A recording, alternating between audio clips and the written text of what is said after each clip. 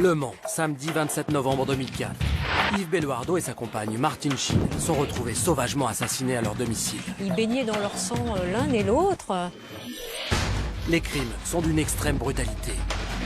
L'atrocité qu'il y a eu, l'acharnement qu'il y a eu sur ma sœur et puis Yves.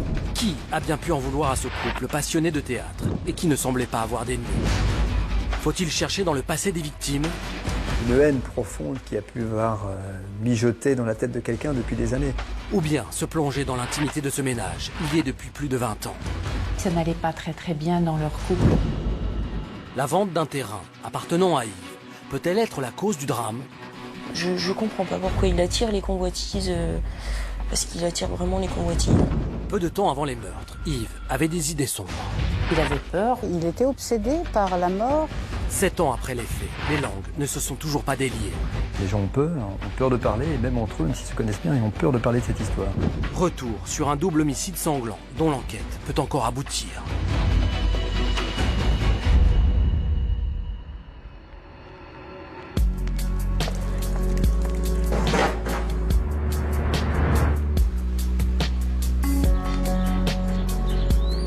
Nous sommes au Mans, à mi-chemin entre Paris et Nantes.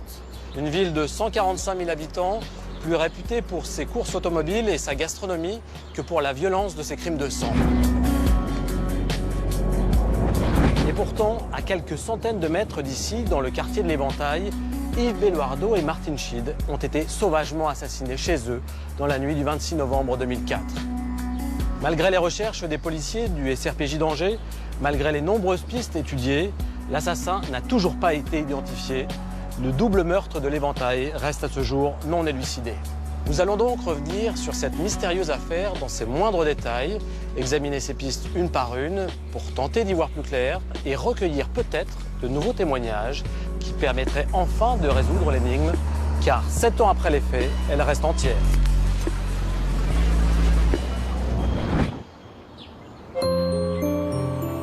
La rue de l'Éventail au Mans.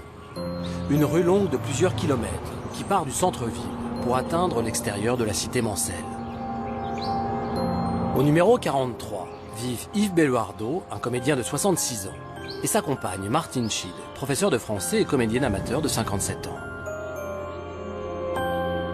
Christine Schild est la sœur de Martine. Elle connaît bien l'endroit où vivait le couple. C'est un quartier vraiment tranquille qui, je vous dis, tout au-dessus, il y a des maisons qui sont assez jolies, un quartier résidentiel. Sur le coup de 11 h du soir, c'est extinction des feux, il n'y a plus rien. Yves et Martine vivent dans ce paisible quartier pour classe moyenne depuis 13 ans. Ils s'y sentent bien. Véronique Germont a suivi l'affaire pour le quotidien Ouest France.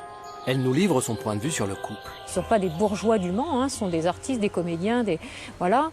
Martine est enseignante, donc voilà, on va plutôt dire que ce sont des Français moyens installés dans un quartier tranquille de la ville. Ce soir du vendredi 26 novembre 2004, rien ne semble devoir troubler la quiétude de la rue de l'Éventail. Julie Schild appelle sa mère et son beau-père. J'ai eu d'abord Yves, on a discuté brièvement. Et puis ensuite, il est monté passer le téléphone à maman et j'ai eu maman et on a juste dit des banalités. Elle m'a dit qu'elle était fatiguée, qu'elle avait une réunion. Enfin, voilà, une conversation banale. La soirée se déroule le plus simplement du monde. Ils ont mangé vers, je pense, 19h30, 20h. Ensuite, ils ont regardé PJ à la télé. Et puis effectivement, je pense qu'à 23h30 minuit, il devait dormir. Un couple qui dîne, regarde la télé avant d'aller se coucher. Rien à signaler. Et pourtant, le lendemain, le samedi 27 novembre au matin. C'est une voisine qui donne l'alerte. Il est 8 h du matin, elle connaît les habitudes de Martine par cœur. On est samedi matin. Elle s'aperçoit que la lumière de la chambre est toujours allumée à 8 h du matin. Ça lui paraît bizarre. Elle dit tiens, Martine fait son ménage bientôt ce matin alors qu'on est le week-end, etc. Et puis elle s'en va, sans doute faire ses courses, cette dame, et elle revient vers 11 h du matin et la lumière est toujours allumée là-haut. Le voisin du 41, Yannick Vérité, prend ensuite les choses en main. La voisine m'a interpellé en me disant il y a de la lumière chez monsieur Belluardo et madame Schild et la fenêtre est ouverte, c'est bizarre parce que d'habitude c'est pas comme ça. Donc on a essayé d'ouvrir le portail, mais le portail était fermé à clé. Donc je suis allé dans le jardin et j'ai frappé à la véranda. Pas de réponse, et c'est là que j'ai décidé de passer par-dessus la grille en fait, du voisin, et je suis arrivé à la fenêtre et là j'ai constaté que le carreau était cassé. Cette vitre, sa fille, Céline, se souvient l'avoir entendue être brisée. Elle a entendu un bruit de verre cassé, mais bon, elle n'a pas pu elle dormait, donc ça l'a réveillée, et dans son inconscient, elle a entendu comme un bruit de verre. La fille de Monsieur Vérité a entendu le carreau partir en éclats, à 23h30, précisément. À Paris, où elle habite, la journée semble longue à Julie Chide, qui s'angoisse. Depuis des heures, elle essaie de joindre sa mère. En vain. Elle a un mauvais pressentiment. Je me suis dit, ils ont dû avoir un accident. Il y en a un qui doit vraiment être blessé pour pas qu'il me rappelle, mais l'autre me rappellera demain, je saurai, je peux rien faire. Enfin, voilà. Pendant ce temps-là, Yannick Vérité, inquiet, appelle la police. Une patrouille de la sécurité publique arrive sur les lieux à 13h50. Ils sont arrivés à 3, ils sont rentrés à l'intérieur de la maison. Puis, une demi-heure après, une autre voiture est arrivée avec 3 autres policiers qui sont aussi rentrés dans la maison. Et puis, on nous a dit qu'il fallait plus sortir, qu'il fallait rester chez nous. Le quartier de l'Éventail est bouclé, car les policiers, en pénétrant dans la maison, ont découvert une scène de crime sanglante et de corps sans vie. La seconde sœur de Martine, Michel Maladry, est informée la première du double homicide qui vient de survenir. De but en blanc, on m'a dit votre sœur a été retrouvée assassinée chez elle. Si vous voulez, on vous attend de suite au commissariat. Donc j'ai demandé mes Yves et on m'a dit on vous dira sur place. Une cousine qui habite Paris a la lourde tâche d'annoncer la nouvelle à Julie. Et donc quand elle est arrivée, je lui ai dit je suis inquiète, j'arrive pas à joindre maman et Yves. Et donc elle m'a dit c'est pour ça que je suis là. Et elle m'a dit y a eu un cambriolage. Et donc je lui ai demandé et elle m'a dit qu'ils étaient morts tous les deux. Voilà. Christine apprend à son tour la mort de sa sœur. 1000 questions lui viennent à l'esprit. C'est quelque chose de bête, mais savoir s'ils avaient eu mal, s'ils avaient souffert, si ça avait été long, puisque ils sont morts le vendredi soir et on les a retrouvés que le samedi. Donc pour moi, c'était quelque chose de très très long, un espace très long avant qu'on ne les retrouve. Que s'est-il passé au 43 de la rue de l'Éventail, ce soir du vendredi 26 novembre 2004 ? Les enquêteurs de la brigade criminelle du SRPJ d'Angers ont pour mission de répondre à cette douloureuse question.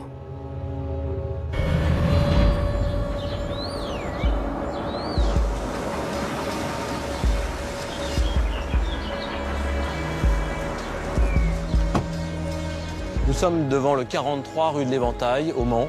C'est au premier étage de ce pavillon que les policiers ont retrouvé les corps d'Yves Belluardo et de Martine Chide le 27 novembre 2004. Jean-Marc, vous n'avez pas travaillé sur cette affaire, mais vous avez dirigé de nombreuses enquêtes criminelles. On a du mal à imaginer qu'un double homicide puisse avoir lieu dans un quartier comme celui-ci. Oui, on est dans un quartier très sûr. Ici, tout le monde se connaît. On est loin de l'anonymat des grandes métropoles. Du coup, le moindre incident est immédiatement remarqué par les voisins. Et c'est ce qui s'est passé. Mais bon, pour les policiers qui interviennent, a priori, un carreau cassé, c'est pas plus inquiétant que ça. Mais quand ils poussent la porte du pavillon, ils découvrent une véritable scène d'horreur. D'abord, le sang dans les escaliers, à l'étage, un premier corps, puis un second dans la chambre. Comment réagit-on dans ces cas-là ? Les policiers qui sont intervenus en premier ne sont pas des spécialistes de l'enquête criminelle. Ce sont des agents de la sécurité publique, des policiers du quotidien. Pour qui que ce soit, c'est de toute façon épouvantable. On a beau s'abriter derrière des réflexes policiers, l'imagination va toujours beaucoup plus vite que l'enquête. C'est vrai qu'on ne peut pas s'empêcher de visualiser la scène. Les victimes sont allées se coucher tranquillement le vendredi soir, bien au chaud, calfeutrées dans leur foyer. Et on les retrouve le lendemain dans une mare de sang. La mort s'est abattue sur eux en pleine nuit. Pour n'importe qui, flic ou pas flic, ce qui s'est passé derrière ces murs, c'est l'angoisse absolue. Jean-Marc, il s'agit d'un double homicide. Selon vous, est-ce qu'il n'y avait qu'un seul tueur ? À ce stade de l'enquête, on ne sait strictement rien. Tout ce que je peux dire, c'est qu'un double homicide, ça suppose une grande détermination. Pendant qu'on s'attaque à la première personne, l'autre peut tenter de venir à son secours, ou bien elle peut s'échapper, alerter le voisinage, ou même appeler la police. Mais là, ça n'a pas été le cas. Non. Et là encore, on imagine le cauchemar que ça a dû être. Martine a vraisemblablement assisté au meurtre de son conjoint avant de tomber elle-même sous le coup du ou des tueurs.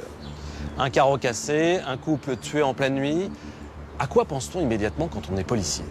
À chaud, ça fait penser à un saucissonnage qui aurait dégénéré.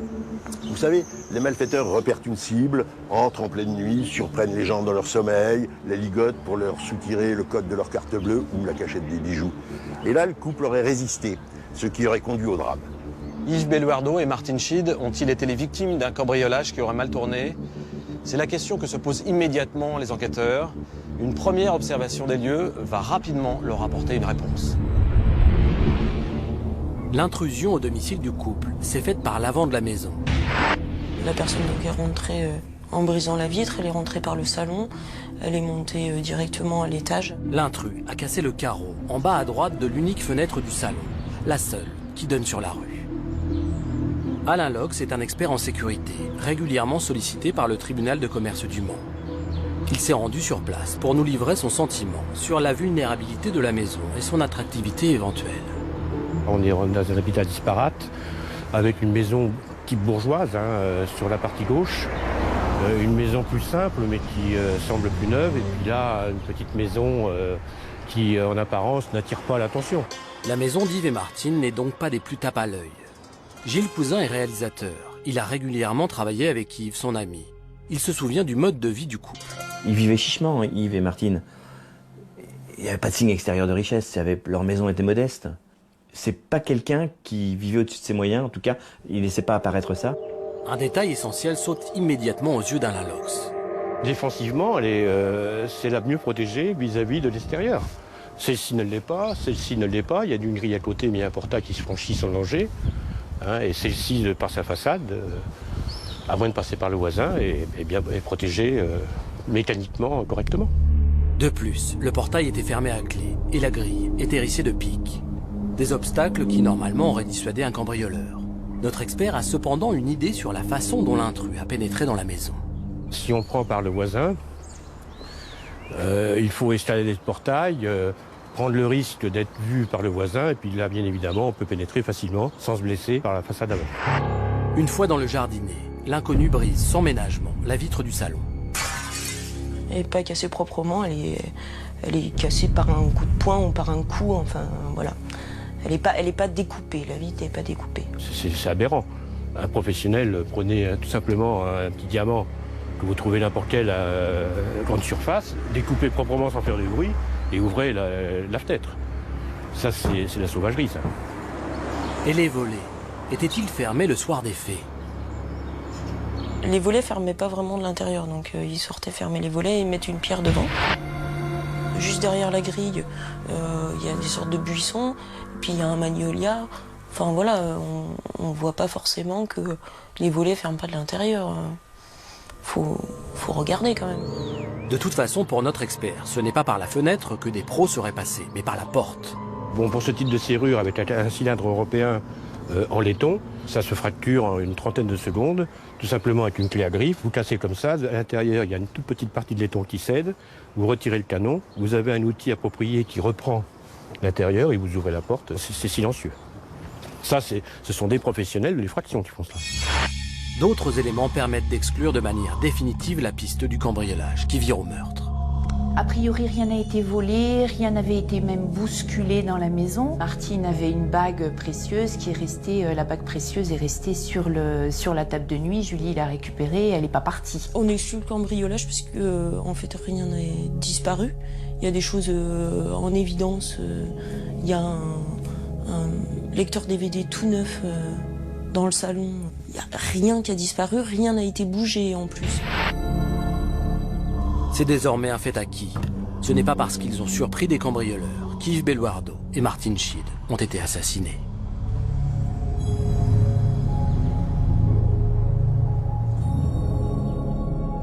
La thèse du cambriolage qui aurait mal tourné ne tient pas la route. Tout semble indiquer qu'un individu est venu ici dans la nuit du 26 au 27 novembre dans l'intention de tuer. Mais avant d'essayer de découvrir pourquoi Yves Belluardo et Martine Schied ont été les cibles d'un tel déchaînement de violence, il faut essayer de comprendre comment le meurtre a pu se dérouler. Ce sont l'examen détaillé de la scène de crime et les témoignages des voisins qui vont permettre aux enquêteurs de lever un coin du voile.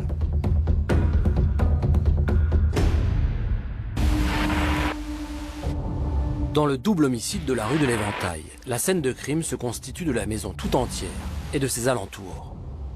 La fenêtre du rez-de-chaussée est restée ouverte. Le carreau en bas à droite est cassé. Des traces de sang des victimes sont trouvées sur les graviers, au pied de la fenêtre et sur les volets. Dans la maison, des taches de sang maculent le carrelage du salon et sur le chemin qui mène aux escaliers tournants. Sur les marches, encore du sang. Sur la 10e marche, une douille de calibre 22 long rifle. En haut des escaliers, un palier. Sur la gauche, une chambre. Et devant, un bureau. C'est dans cette pièce qu'est trouvé le corps d'Yves Belluardo. On retrouve Yves à l'entrée du bureau, dans le coin à droite de la porte. Yves est assis par terre, adossé à cette étagère, l'épaule en appui contre le mur. Sa jambe droite est repliée sous son postérieur. Il est torse nu. Son pantalon n'est pas complètement enfilé. Un clavier de synthétiseur et des dossiers sont tombés sur ses genoux.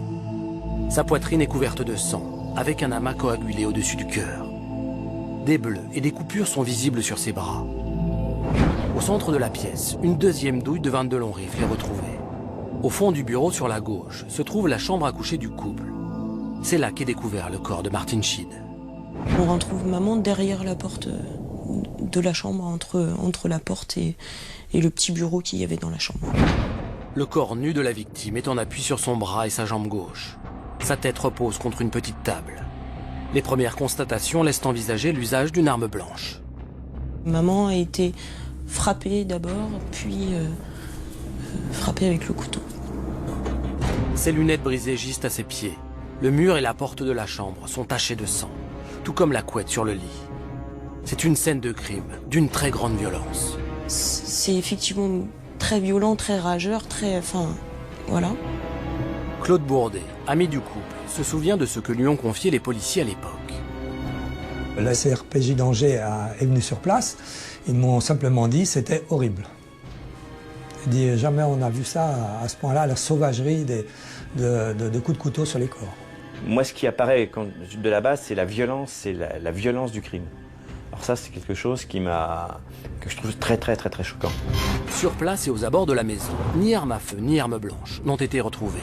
Les policiers qui sont arrivés très vite sur les lieux ont ratissé et le jardin de la maison, etc., mais aussi très vite le jardin des plantes. Le moindre bosquet, le moindre buisson, le moindre point d'eau a été vérifié. Une mare un peu plus bas a été vidée et personne n'a jamais rien retrouvé qui puisse mettre en tout cas les policiers sur une piste sérieuse. Le tueur s'est montré extrêmement vigilant. À notre connaissance, il n'a laissé ni ADN, ni empreinte digitale derrière lui. En revanche, il a commis un impair. Ses chaussures ont laissé des empreintes ensanglantées présentant des stries parallèles, près des deux corps, dans l'escalier, dans le salon et dans le jardinet devant la maison. Cette scène de crime étonne Bernard Gaillard, psychocriminologue et professeur à l'université de Rennes. C'est clivé en fait, hein. C'est comme deux entités complètement différentes, passionnelles mais froid, passionnelles mais raisonnées. La passion est irraisonnée, irraisonnable, et là ça paraît très construit, très raisonné. C'est véritablement qu'on voulait jouir de cette pénétration-là, violente, et qui fait souffrir aussi une personne, même si la souffrance est courte, mais quand même. L'enquête de voisinage ne donne pas grand-chose. Les voisins n'ont rien vu. Et en dehors de la fille de Monsieur Vérité qui se souvient d'un bris de verre à 23h30, personne n'a rien entendu. Comment imaginer que les victimes soient restées muettes? Je pense qu'il y a eu des cris. Martine a dû crier et je ne comprends pas qu'on n'ait pas pu l'entendre. Alors pendant qu'il s'occupe d'un, il faut bien que l'autre peut crier, il a dû se passer des choses. Ça ne peut pas rester totalement silencieux. En plus, Martine avait une grande voix, une forte voix. C'est une femme de théâtre. C'est en effet bien étrange. Sur les lieux du crime, 2 douilles de 22 longs rifles ont été retrouvées. C'est donc qu'il y a eu 2 tirs. Pourtant, personne ne les a signalés. J'ai jamais entendu de bruit de coup de feu, mais quelque chose me dit que ça fait du bruit. En plus, dans une maison, dans un endroit clos, ça doit faire plus de bruit encore qu'à l'extérieur. Mais personne n'a rien entendu. Tous les juges qui ont instruit l'affaire se sont étonnés que ces détonations n'aient pas été entendues. et ont ordonné des reconstitutions. Il y a les policiers qui sont venus un jour et quelques mois après pour faire un essai de tir à l'intérieur de la maison. Ils étaient chez tous les voisins qui étaient susceptibles d'avoir entendu et malheureusement on n'a rien entendu dans chaque maison. En fait, il n'y a pas eu le bruit n'est pas passé, quoi. Donc on n'a pas pu savoir s'il y a eu des coups de feu et combien. Nous on ne savait pas, en fait, on n'avait pas d'éléments. Les tests ont montré que le 22 long rifle émettait un bruit sec et qu'il était tout à fait possible de ne pas distinguer les coups de feu dans les maisons voisines. Nous pouvons maintenant reconstituer plus précisément ce qu'il s'est passé ce soir du 26 novembre 2004. Yves et Martine lisent un moment dans leur lit, ils éteignent les lumières vers 23 h. La fenêtre de la chambre à coucher est à droite au premier étage. Une personne qui guette depuis la rue peut voir quand la lumière s'éteint. Ça voudrait dire que cette personne sait que la chambre à coucher se trouve à cet endroit et qu'elle attend que les occupants se soient endormis pour entrer par effraction. Un voisin raconte qu'il a entendu un bruit de vitres brisées aux alentours de 23 h 30. Il s'écoule donc à peu près une demi-heure entre l'extinction des feux à l'étage et l'intrusion au rez-de-chaussée, juste le temps qu'il faut pour s'endormir. Autre élément intéressant, il est entré par cette fenêtre. Il y a des volets, mais il ne ferme plus. Yves et Martine ont pris l'habitude de les bloquer avec une pierre à l'extérieur. Le tueur le sait. Il en sait un paquet de choses, ce tueur. Ou alors, il a été bien renseigné. C'est ce carreau-ci qui est brisé. L'intrus n'a plus qu'à passer le bras et tourner la poignée pour ouvrir la fenêtre. Ensuite, c'est facile d'enjamber pour entrer à l'intérieur. Nous sommes dans le salon, au rez-de-chaussée. La maison est restée inoccupée depuis le meurtre. Elle est donc dans l'état où elle était au moment des faits, même si elle a été en partie vidée. Les chambres sont à l'étage. Pour y accéder, le tueur est donc monté par cet escalier. Et c'est là qu'il a dû croiser Yves, sa première victime. Nous sommes sur les lieux mêmes du crime. Le corps d'Yves est découvert ici, adossé à cette étagère, à côté de la porte qui donne sur le palier. Yves et Martine viennent de s'endormir. Ils sont réveillés en sursaut par le bruit du carreau cassé. Yves allume, il se lève. Il enfile son pantalon à la va-vite et se précipite vers l'escalier pour voir ce qui se passe sans même avoir eu le temps de se boutonner. Il sort de la chambre, traverse le bureau, arrive sur le pas de la porte. Le tueur est en haut de l'escalier, les deux hommes se font face, Yves est tué en premier. L'auteur traverse ensuite le bureau et entre dans la chambre. On découvre le corps de Martine ici, entre la porte et ce petit bureau. Elle n'a pas eu le temps de s'habiller. Combien de temps a-t-il pu se passer entre le moment où Yves a été attaqué et le moment où le tueur est entré dans la chambre? Tout ça a dû aller très vite, 1 ou 2 minutes, pas plus. Mais ça a dû sembler une éternité à Martine. Comment se fait-il qu'elle n'ait pas tenté de fuir ou de donner l'alerte? On est au premier étage, elle aurait même pu sauter par la fenêtre dans la panique. Elle a certainement été tétanisée par la peur. Elle s'est retrouvée dans l'état d'une petite fille terrorisée qui essaie de se cacher derrière une porte. Elle est donc à la merci de l'agresseur qui l'a tuée à son tour, avant de repartir par où il est venu. Il y avait énormément de sang sur la scène de crime. L'auteur doit en être couvert. Très certainement. On retrouve d'ailleurs des taches dans l'escalier. Les analyses prouvent qu'il s'agit du sang des victimes. Le tueur laisse aussi l'empreinte de sa semelle à plusieurs endroits. D'après les expertises, c'est une semelle en caoutchouc à rainures parallèles. Nous avons découvert qu'il y a un modèle assez répandu de chaussures de sport qui peut laisser ce type de traces. Les enquêteurs doivent avoir des informations très précises sur le modèle et connaissent la pointure du tueur. Ils pourront donc faire des comparaisons utiles avec des chaussures d'éventuels suspects. En tout cas, il n'y a qu'un seul type de trace, ce qui tente à prouver qu'il y a un auteur unique et pas deux. C'est la thèse privilégiée par les enquêteurs. D'autre part, les traces de pas permettent de reconstituer le parcours de fuite du tueur. Il est redescendu par cet escalier et est ressorti par la fenêtre par laquelle il était entré. On a cette trace de pas, mais on n'a, semble-t-il, ni empreinte digitale, ni empreinte ADN. À notre connaissance, le tueur n'a pas laissé de traces biologiques. Et là, on peut faire deux hypothèses. Soit le meurtrier était très méticuleux et il portait les gants, soit les policiers ont relevé des traces et ont réussi à en garder le secret. Et pour vous, ils auraient eu raison? Absolument. D'habitude, c'est le genre de détail qui fuite dans la presse. Mais les enquêteurs ont tout intérêt à garder ces informations secrètes. Un criminel qui pense n'avoir laissé aucune trace est toujours beaucoup moins sur ses gardes. Une fois que le tueur est sorti de la maison, on suit sa trace sur quelques mètres jusqu'à la rue et puis plus rien. Comment est-il reparti? La scène de crime était un véritable bain de sang. Et tout porte à croire que l'auteur en était couvert. On le voit mal repartir à pied. Il est donc reparti à bord d'un véhicule. Comme on peut le voir, on peut se garer facilement à proximité du numéro 43, et ça à n'importe quelle heure. Selon les témoignages recueillis au moment des faits, personne n'a vu d'individu arriver ou repartir d'ici entre 23h et minuit le soir du 26 novembre 2004. Personne ne s'est manifesté à l'époque, mais il n'est pas trop tard pour le faire. Régulièrement, des affaires non élucidées sont résolues grâce à un témoin qui se manifeste sur le tard.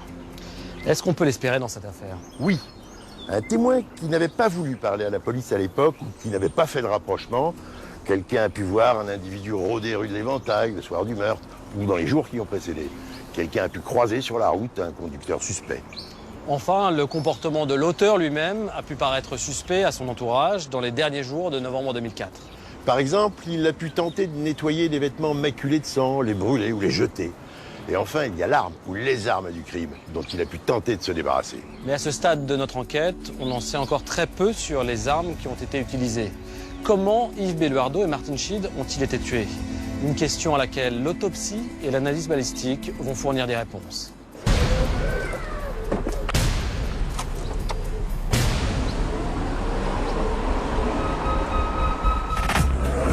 Les autopsies d'Yves et de Martine sont réalisées au centre médico-légal d'Angers. Yves Belluardo, 66 ans, a d'abord été atteint par 2 balles de 22 longs rifles. La première, tirée à bout portant, a traversé la poitrine, puis atteint le bras droit. La seconde, tirée à bout touchant, a atteint la face externe du bras gauche. Marie-Annick Legueux, chef du service de médecine légale du CHU de Rennes, nous explique la différence entre ces 2 tirs.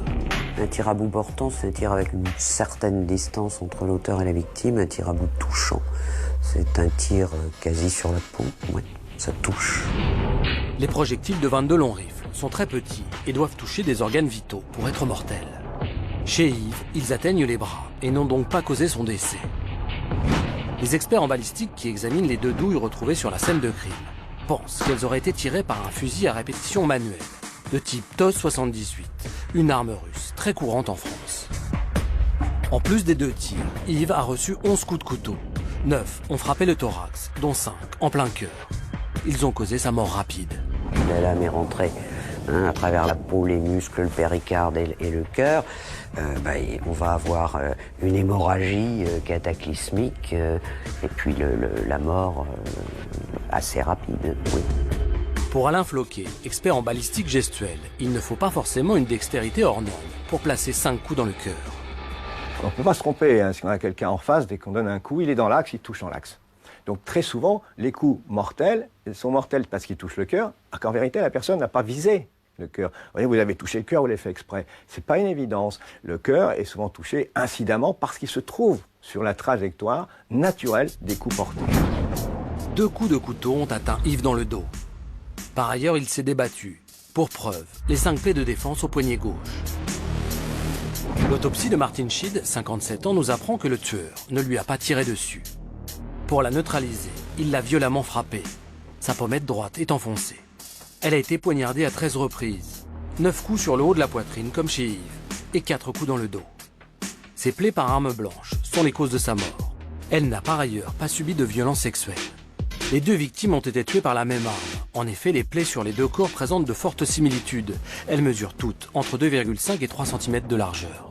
3 cm, c'est beaucoup. Oui, ça fait poignard, arme de chasse, arme à servir à la chasse, par exemple, à servir le gibier. Exemple, parmi d'autres. Chez les 2 victimes, les blessures sont doublement effilées. Une plaie doublement effilée laisse à penser que c'est une plaie en forme de boutonnière, mais dont les 2 extrémités sont plutôt aiguës, ce qui laisse à penser que l'arme avait 2 côtés coupants. Couteau à contre-tranchant, voilà. Vous avez un couteau qui est à contre-tranchant. Sur une certaine longueur, on a le tranchant initial, et ensuite, en revers, sur la partie du dos de l'arme, il y a un autre tranchant. Les plaies sont symétriques et très rapprochées les unes des autres. Les coups ont donc été très rapides. Alain Floquet nous montre comment le tueur a pu s'y prendre. Je peux aller très vite, par exemple en revers. Je vais reprendre ce couteau, vous ne bougez pas, je ne frappe pas. Là, je peux aller très vite. D'ici, je peux aller très vite. Mais comme ça, mon geste, physiologiquement, est ralenti. Je n'ai pas la même vitesse de frappe. L'instinct naturel de la victime, c'est de bouger, de se défendre. Le tueur a tout intérêt à la neutraliser. Il faut que la personne soit dans une situation où elle est un peu coincée pour que les coups de couteau puissent se faire sans qu'elle bouge. Très souvent, les coups de couteau répétitifs comme ça, la victime est plutôt au sol, ne veut pas reculer pendant qu'elle est frappée de cette manière, et ou bien plaquée contre un mur ou maintenue et tenue contre un mur. C'est ce qui s'est passé pour Martine et Yves, tous deux coincés contre un mur. Au vu des expertises, on ne peut pas dire si le tueur était grand ou petit, droitier ou gaucher. En revanche, une trace de sang d'Yves retrouvée sur le chambranle de la porte de la chambre indiquerait qu'il a été attaqué en premier et que Martine a été tuée dans un second temps.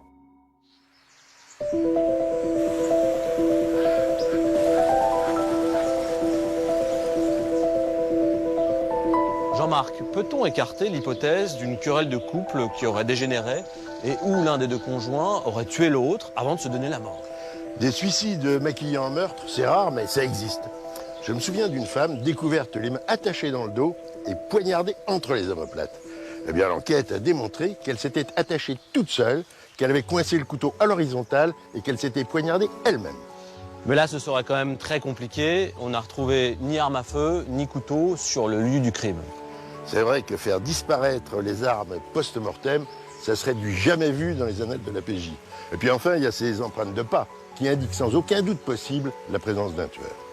Revenons sur la séquence criminelle. L'analyse balistique semble désigner une carabine 22 long rifle d'un modèle très courant, donc très difficile à tracer.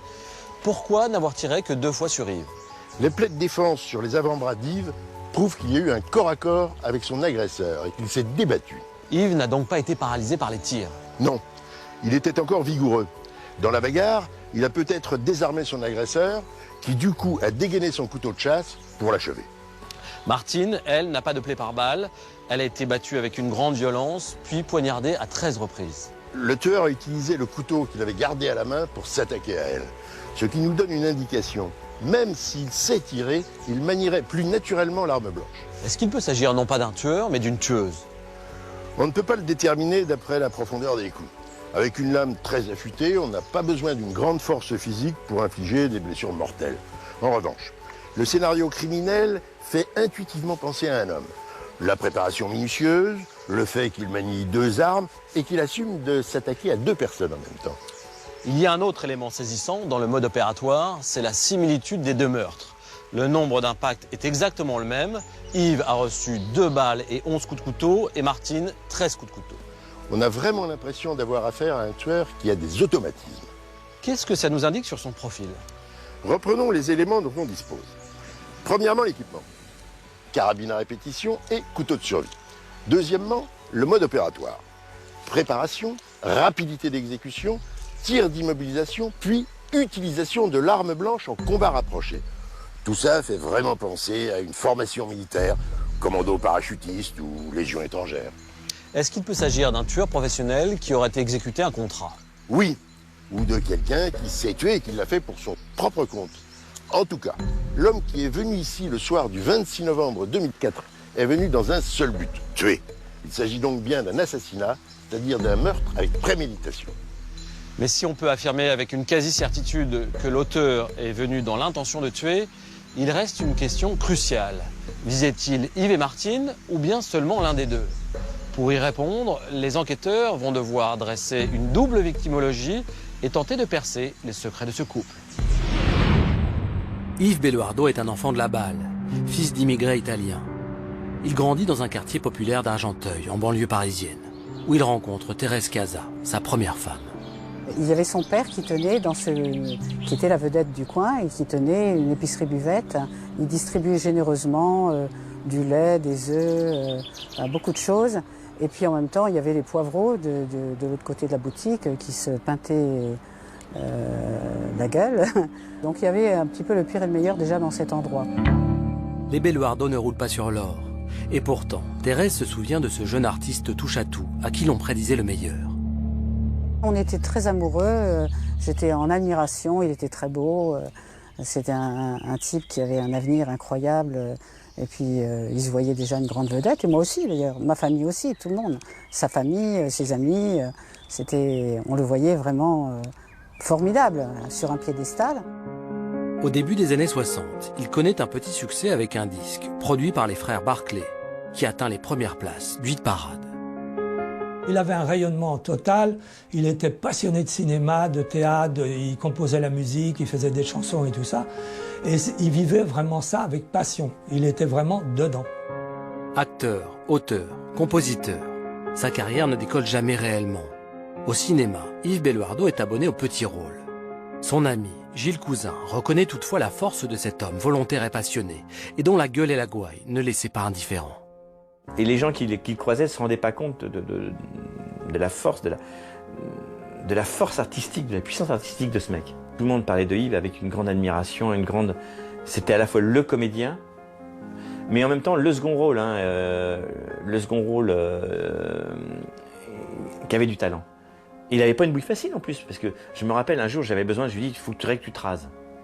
Oh mon Dieu, mais non, je ne vais pas me raser. Il me dit, c'est mon fonds de commerce, ça. Ça, c'est mon fonds de commerce, il me disait. Tu comprends pas, je suis le clochard du cinéma français. SDF dans Itinéraire d'un enfant gâté de Claude Lelouch, dans Le Spoons de Gérard Houry, ou dans un épisode de la série télévisée Maggie. Le rôle lui colle à la peau.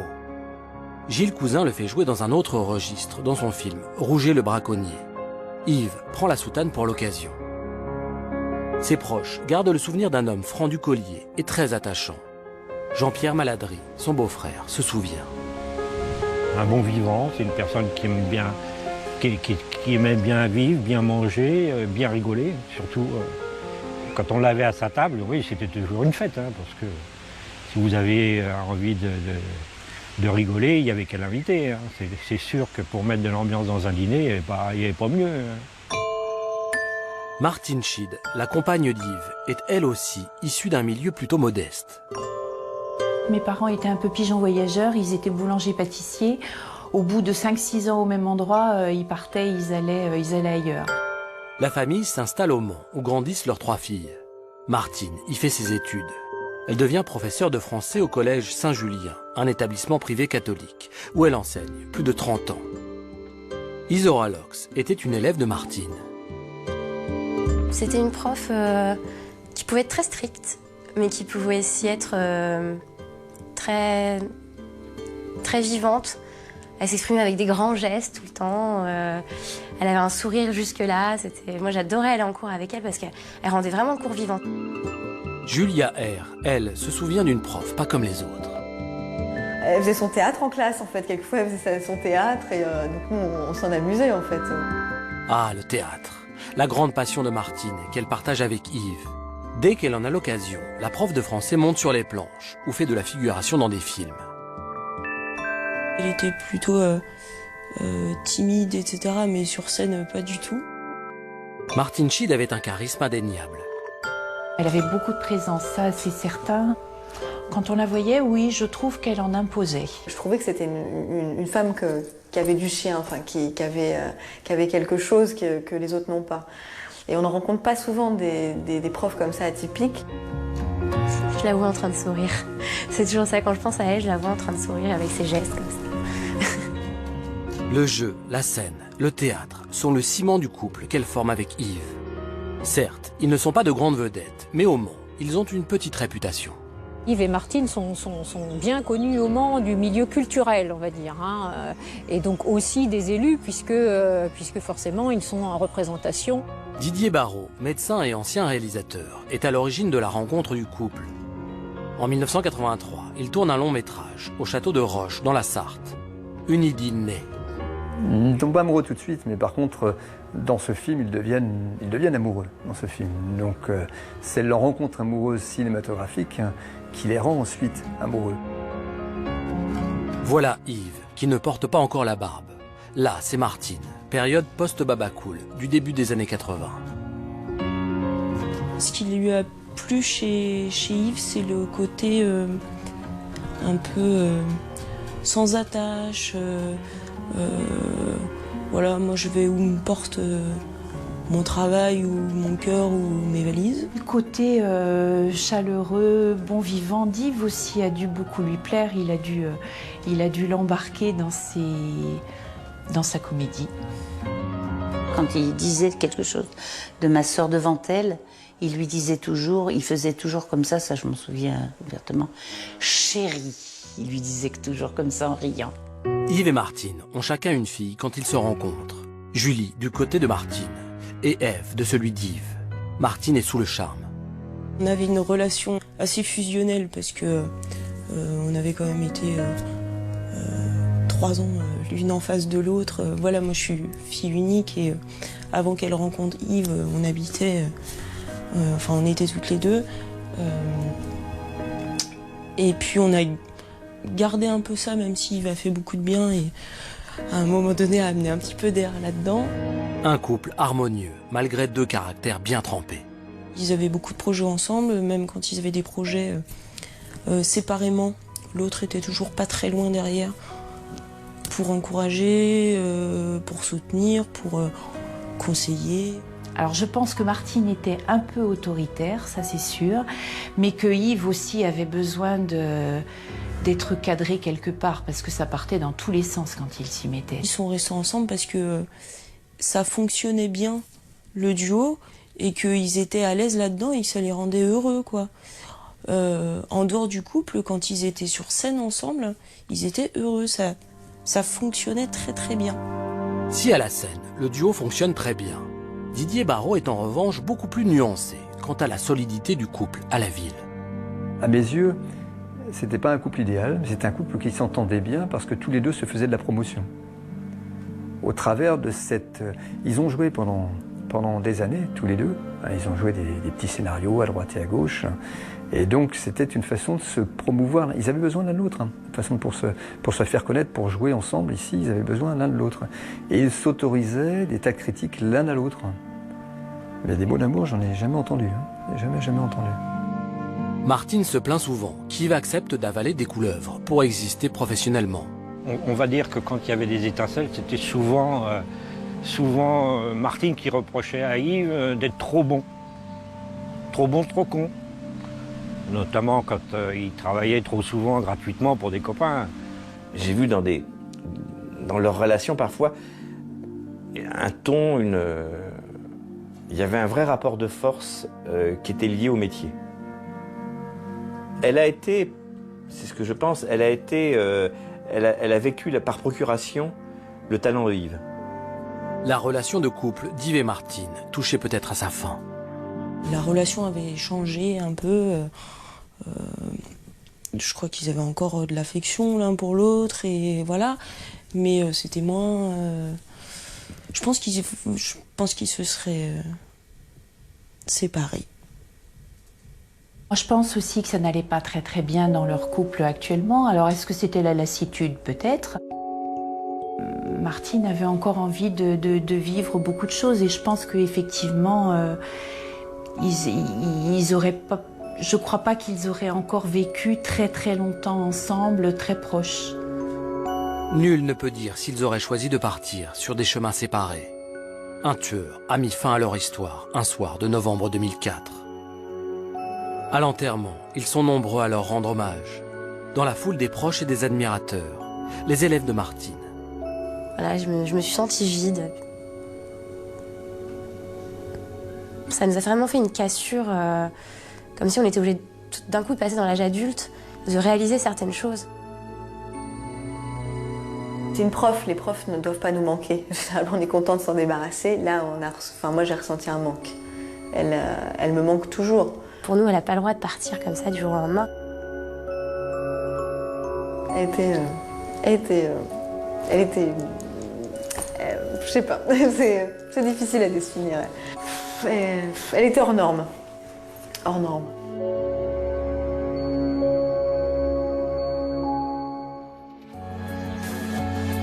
Yves Belluardo et Martine Schied, un couple animé par l'amour de la scène et de l'écran qui partageait cette passion depuis 20 ans. Leurs activités et leurs fréquentations communes ne fournissent à première vue aucune piste solide. Mais peut-être n'est-on pas remonté assez loin dans leur histoire. Car il y a eu un événement troublant dans leur vie passée, un événement qui remonte à 1983, l'année de leur rencontre, un événement qui a peut-être motivé, plus de 20 ans après, une vengeance à retardement. Été 1983. Yves et Martine participent au tournage d'un film au château de Roche, à quelques kilomètres du Mans. La bande de copains, un peu babacool, a investi les lieux. L'ambiance est détendue. Le scénario du film, en revanche, est très noir. Une histoire surnaturelle sur fond de réincarnation dans un vieux château mystérieux et angoissant. Le réalisateur du film, Didier Barrault, était ravi d'avoir trouvé ce lieu. On est tombé devant ce château qui avait cette particularité de correspondre bien à l'ambiance pour 2 raisons. La première, c'est qu'il possédait dans ses sous-sols des souterrains immenses, avec la possibilité de se déplacer à cheval dans ces souterrains. Ces souterrains qui pouvaient aller jusqu'à plus de 20 km au-delà de ce château. Et la deuxième raison, c'est qu'à la sortie de ces souterrains étaient pratiquées au siècle précédent des messes noires. Donc il y avait une ambiance évidente qui correspondait bien à ce film, qui était un film fantastique. Le château appartient à une famille de la noblesse sartoise, les 2 Montesson, qui ont accepté d'accueillir l'équipe gratuitement pendant 6 semaines. Les gens qui nous accueillaient, donc ces 2 Montesson, sont intervenus plusieurs fois pour faire arrêter le film. Il est vrai qu'on a été très envahisseurs, on a pris tout le château. Gilles Cousin, ami de Didier Barrault, le réalisateur, a rendu visite à l'équipe sur le tournage et en garde un souvenir étrange. J'ai un souvenir d'un univers d'intérieur que, à mon avis, Hitchcock aurait signé tout de suite. On était dans une autre France, d'un autre siècle. L'intérieur était vraiment glauque. Le malaise s'installe, surtout quand la bande de copains remarque la présence au château de Jean-Claude, 24 ans, une pupille de la DAS, placée là par les services sociaux. Légèrement handicapé, le jeune homme serait corvéable à merci sur la propriété, que ce soit à la ferme ou au champ. L'équipe de tournage est choquée par le traitement qui lui serait réservé et du fait qu'il aurait été régulièrement puni et enfermé dans sa chambre. Il mettait une barre à la porte et on vous glissait par la trappe le pain et l'eau fraîche. Et encore, il semblerait que même que le pain et l'eau fraîche n'ait pas été fourni, à savoir que c'était l'équipe de tournage qui alimentait, par l'intermédiaire des fenêtres, en passant par les fenêtres, qui alimentait ce jeune. Yves et Martine sont bouleversés par les sévices dont le pauvre garçon aurait été victime. Yves décide d'agir. Yves avait communiqué à la police les coordonnées des autres de ce film, donc du marquis de Montesson. La gendarmerie va donc mener une enquête qui va faire grand bruit. Les gens qui nous avaient accueillis se sont retrouvés à la une des journaux, se sont retrouvés à la une de l'actualité nationale. Ça fait du bruit parce que c'était des nobles et puis que c'était des gens quand même connus dans la région. Ah bah oui, de Sault-sur-Vine, c'était des gens qui étaient connus. Le journal régional de FR3 couvre l'affaire. C'est ici, il y a 9 ans, qu'a été placé par la DAS Jean-Claude Barbe, pupille de l'État.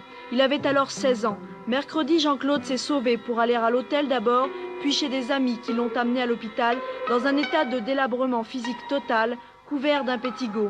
Jean-Claude accuse aujourd'hui les Montesson de le maltraiter, de l'enfermer dans le noir par exemple, ou de le plonger dans des bains d'eau glacée.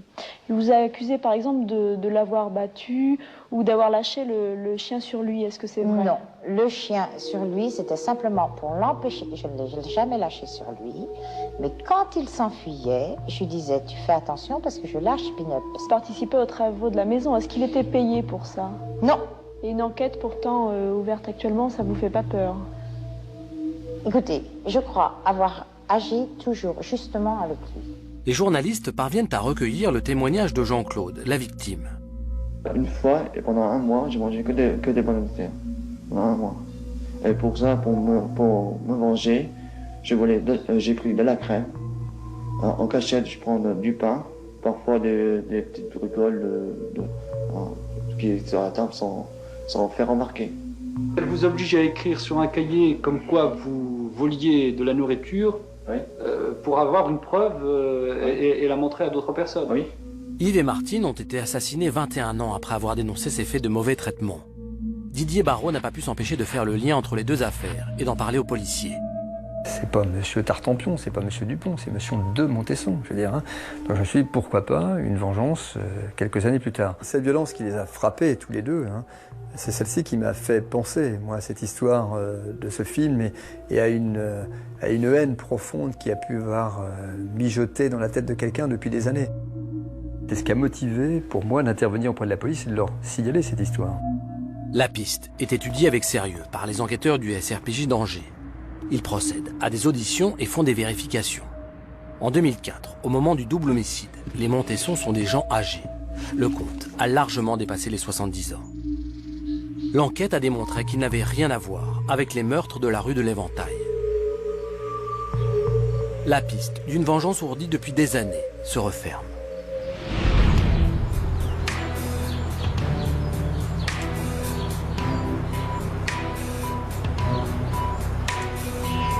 Jean-Marc, est-ce qu'on peut vraiment imaginer qu'une rancune étouffée depuis 20 ans aboutisse à un double meurtre aussi sanglant que celui d'Yves et de Martine?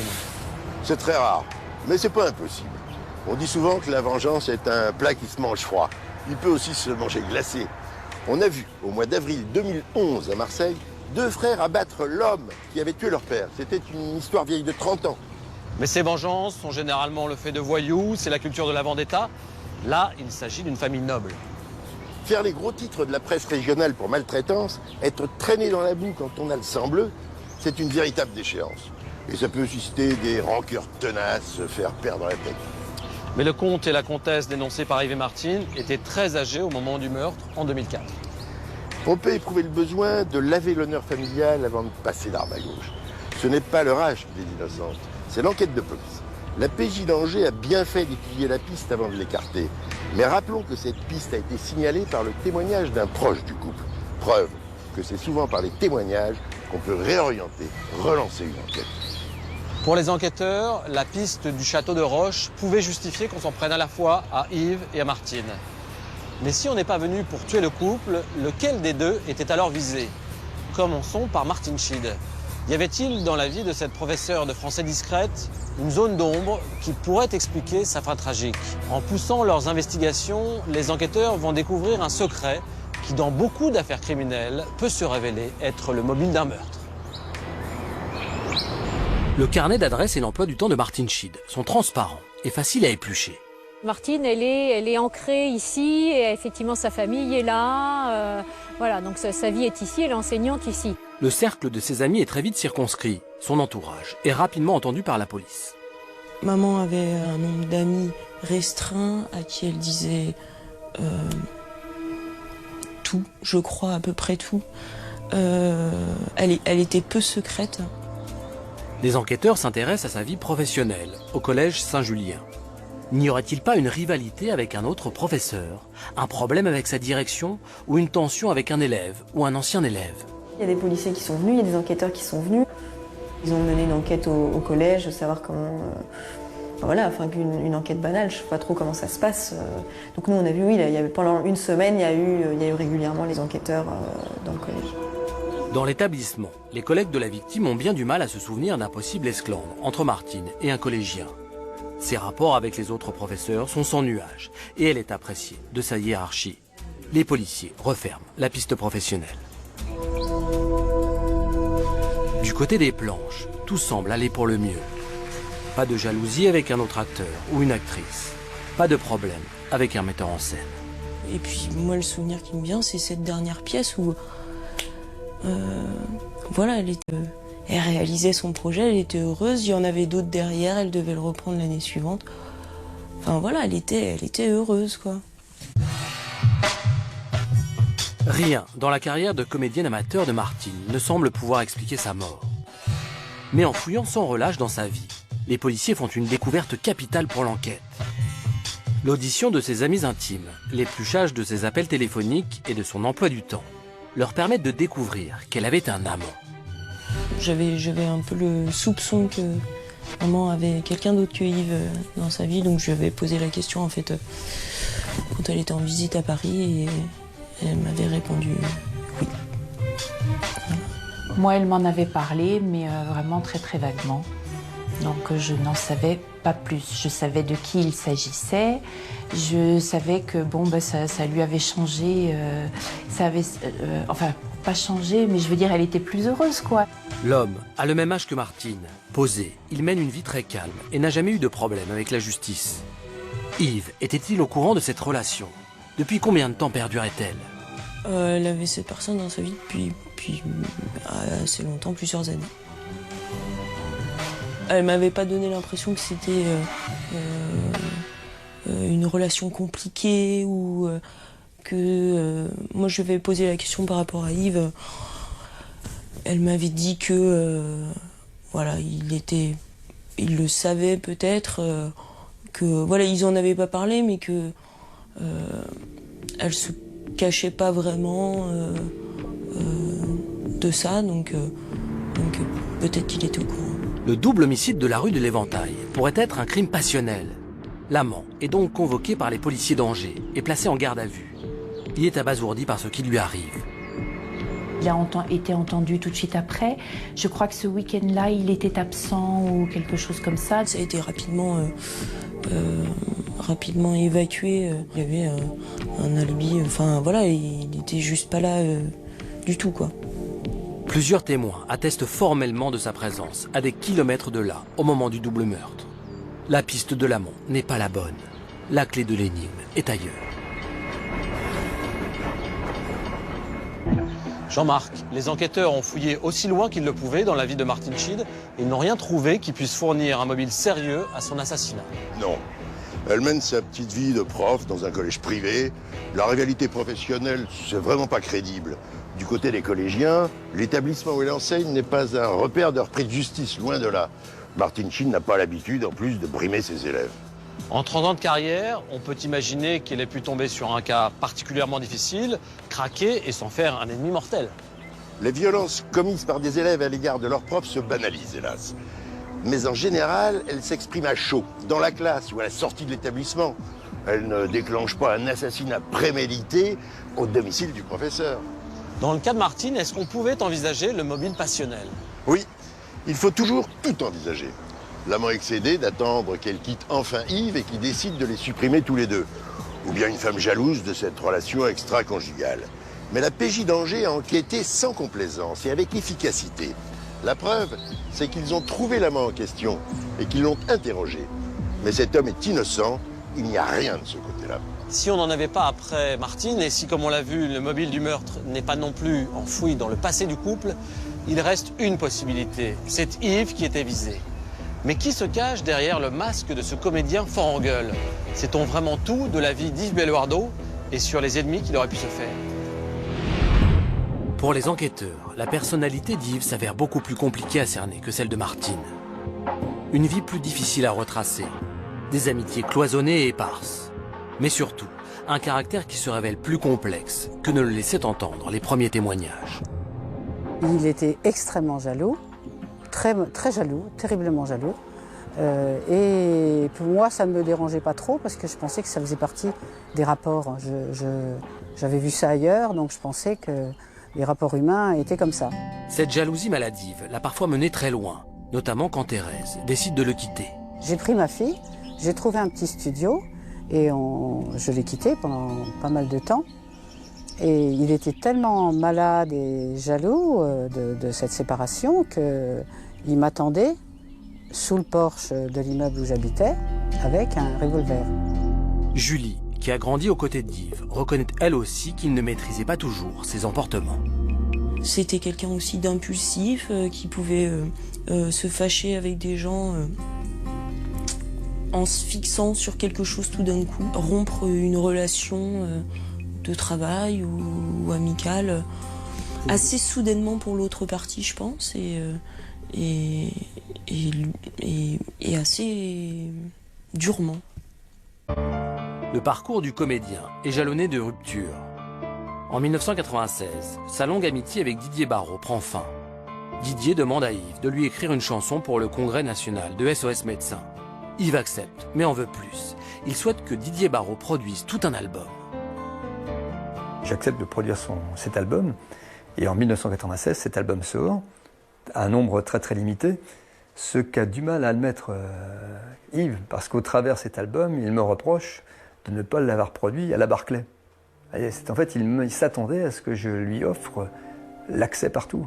Il m'appelle en disant « mais comment se fait-il, je n'ai pas le restaurant de payer pour aller aujourd'hui chez France Inter, je dois présenter tout cela ». Donc c'était plein de remarques, parce qu'il avait envie d'être en haut de l'affiche, simplement. Le disque ne va pas faire grand bruit. Et après ce flop du CD de 1996, qui n'était qu'un flop que pour lui, je veux dire, en ce qui me concerne, c'était une parfaite réussite, c'est ce qu'on en attendait. Les gens des SOS Médecins l'ont fredonné pendant plusieurs années, ce refrain des SOS Médecins, SOS Destin, ce qui étaient ses paroles et sa musique. Mais lui, il souhaitait aller plus loin. Je vous disais, il souhaitait de cet album en faire une nouvelle rentrée, une nouvelle chance pour lui dans la vie. À 66 ans, Yves est loin d'être parvenu en haut de l'affiche. Même s'il s'est distingué au théâtre dans Don Juan en 2002, ça ne lui suffit pas. Ses proches constatent un changement dans son comportement. Yves est devenu sombre, très sombre. Quand ma fille revenait, elle disait « Je suis inquiète pour papa parce qu'il a l'air complètement dans la lune, ça va pas du tout, il conduit comme un fou, il double n'importe comment, alors qu'il conduisait très très bien avant. Et puis il est renfermé, il est un peu morbide, il est un peu taciturne. » Ces moments un peu sombres commençaient à prendre un peu le pas sur voilà, des moments où il était plus gai, détendu, agréable. Il y a une chose qui était, j'ai trouvé assez présente avec le recul, c'était la mort. La mort fait partie de son univers. En tout cas, moi, dans mes échanges avec Yves, dans les lectures que j'avais croisées, je trouve que c'est quelqu'un qui se posait des questions par rapport à la mort. Mais quelque chose qui agaçait beaucoup maman, elle trouvait que plus ça allait, plus il parlait que des gens qui étaient morts. Je sais pas comment expliquer ça, mais par exemple ses amis qui avaient disparu, ses parents, des comédiens. Il avait une espèce d'annuaire dans lequel il écrivait la date de mort de toutes les personnes connues, que ce soit les acteurs, les chanteurs, les écrivains. Yves Belluardo vient de prendre sa retraite, même s'il continue à jouer quand il peut. A-t-il le sentiment d'avoir manqué le coche, gâché son talent et sa carrière? Sa compagne le trompe. Sa fille, Ève, avec qui il a des liens fusionnels, vit aux États-Unis depuis des années. Elle lui manque. Toutes ces frustrations sont-elles trop lourdes à supporter? Difficile de le dire. En revanche, ce qui est sûr, c'est qu'Yves s'inventait facilement des histoires. Il avait une imagination débordante et il pouvait construire, il construisait des choses mentalement qui devenaient sa vie. Il était obsédé par la mort et dans ses scénarios, il y avait énormément d'imagination de quelqu'un qui se venge pour tuer quelqu'un d'autre. Cette part d'ombre de la personnalité d'Yves nous le fait découvrir sous un autre jour. Elle ouvre aussi aux enquêteurs des pans entiers de vie à explorer, dans l'espoir d'y trouver la cause de sa funeste fin. Yves Belluardo n'est pas seulement une célébrité locale au physique de Père Noël et au verbe haut. En examinant sa personnalité d'un peu plus près, on découvre un personnage plus complexe, plus sombre aussi. Il croise beaucoup de monde, cloisonne ses fréquentations, s'invente des histoires et en cache sûrement d'autres. Il ne dit pas tout de son passé, et c'est pourtant là que se trouve sans doute la clé du mystère. Yves Belluardo a des origines populaires. Il a grandi à Argenteuil, une ville ouvrière de la banlieue parisienne, où il a gardé des contacts. Et peu de temps avant sa mort, il était en affaire avec des personnalités peu recommandables. Dans les semaines qui précèdent la mort d'Yves et Martine, certains proches remarquent une grande nervosité, voire de l'inquiétude chez le comédien. Pour moi, je pense qu'il avait peur. Ce qui me fait dire ces choses-là, c'est que c'est la première fois qu'il m'a confié de choses qui tenaient beaucoup. La dernière fois qu'ils sont partis en vacances, quand ils sont partis à Marseille, il m'a dit tu feras bien attention à la maison, tu fermeras tout comme il faut, tu regarderas plusieurs reprises, surtout la baie vitrée. Il m'a donné dans la voiture son accordéon et sa guitare. Il m'a dit tu les emmènes avec toi, je les reprendrai quand je reviendrai. Alain Hubert, réalisateur, confirme cet état d'esprit de l'acteur. Je le sentais un petit peu stressé, Yves, pas comme d'habitude, parce que habituellement c'était quelqu'un de vraiment joyeux. Et moi je lui ai dit, Yves, il y a quelque chose qui va pas, t'es pas dans ton assiette. Et il parlait pas et était un peu bizarre. Et il me dit j'ai peur. J'ai dit peur de quoi? Il n'a pas voulu me répondre. De quoi Yves avait-il peur? Les policiers font coup sur coup deux découvertes très étonnantes. Tout d'abord, dans ses affaires, ils trouvent une mystérieuse lettre datée du 24 novembre, soit 48 heures avant les meurtres. Il a écrit un courrier à un notaire en indiquant qu'il allait envoyer des originaux de son livret de famille. Voilà, moi ça me semble bizarre. Yves semble tout à coup très pressé de réaliser une vente. Faites vite, je vous envoie mes originaux de papier parce que j'ai pas le temps de faire des photocopies. Il faut absolument que ce terrain, cette opération soit faite. Il a été assassiné le lendemain. Yves souhaite vendre en urgence un terrain à Argenteuil, en banlieue parisienne. Un terrain de 130 mètres carrés à l'abandon, situé dans le quartier de la Butte Blanche, dont il a hérité avec sa sœur et son frère en 2001. Une estimation réalisée à l'époque l'évalue à 15 000 €. Pourquoi ce terrain ressurgit-il tout à coup dans la vie d'Yves la veille de sa mort? Serait-ce enfin la piste à suivre pour les enquêteurs? Ils vont faire une seconde découverte dans la cave du pavillon, qui les conforte dans cette idée. Les policiers ont trouvé dans la cave un chèque de 10 000 € qui était fait par une personne potentiellement acheteuse. On a retrouvé dans la cave un chèque dans un sac plastique au milieu de vieilles piles qui était visiblement une sorte de chèque de caution. Voilà, une sorte de promesse d'achat d'un type qui est fiché au grand banditisme. Un acquéreur fiché au grand banditisme, une caution de 10 000 € pas encaissée. Tout cela est très suspect. Les policiers décident d'interpeller immédiatement cet acheteur douteux, que nous appellerons Malik. La personne qui a écrit le chèque, quand elle est interrogée par les policiers, dit qu'en fait, elle voulait finalement plus acheter le terrain. Pourquoi Malik a-t-il changé d'avis alors qu'un courrier d'octobre 2004 au notaire atteste de son désir d'acheter? Selon la sœur d'Yves, décédée aujourd'hui, le comédien aurait rencontré le fameux Malik en région parisienne. Et ce, la veille de sa mort, juste avant qu'il ne rentre au Mans pour le week-end. Quel était donc l'objet de ce rendez-vous? Placé en garde à vue, Malik ne sera pas plus inquiété. Il n'a pas été mis en examen. Les policiers n'ont a priori rien trouvé de solide contre lui. En poussant leurs investigations, les enquêteurs constatent que ce petit bout de terrain attisait les convoitises à Argenteuil. Yves, c'est le genre de personnage à courir plusieurs lièvres à la fois pour être sûr. Alors, est-ce qu'il n'a pas fait plusieurs promesses, la même promesse, identique à plusieurs personnes pour se dire que Dieu reconnaîtra les siens? Voilà, c'est possible. Yves aurait soufflé le chaud et le froid auprès de personnes peu recommandables et il serait allé trop loin. Pourtant, ce terrain ne semble pas d'un grand intérêt. Je comprends pas l'intérêt pour ce terrain qui n'a rien de particulier, qui est non constructible, qui est pas incroyablement situé. Je comprends pas pourquoi il attire les convoitises, parce qu'il attire vraiment les convoitises. D'après ce que j'ai compris, il y a même des panneaux de vente qui ont été arrachés. Je suis allée voir ce terrain. Qu'est-ce que j'ai vu? Des rats, des ruines, des grandes herbes, une espèce de palissade en fibrociment, bout de bois, tout ce qu'on veut. Pas d'entrée, pas de sortie. Un truc clos, complètement fermé, tout petit. Pour avoir le fin mot sur la valeur de ce bien, nous avons fait appel à Olivier Fleury-Mailleux, promoteur, expert de la ville d'Argenteuil. Le quartier de la Butte Blanche était-il l'objet de grands projets immobiliers en 2004? À l'époque, en 2004, il n'y avait strictement rien de prévu ici. C'est un quartier qui n'a fait l'objet d'aucun projet particulier, aussi au niveau immobilier ou au niveau infrastructure. Et pour couronner le tout, jusqu'en 2007, les terrains pour être constructibles devaient avoir 6 mètres de face et 18 mètres de profondeur, donc ce terrain n'était pas constructible à l'époque.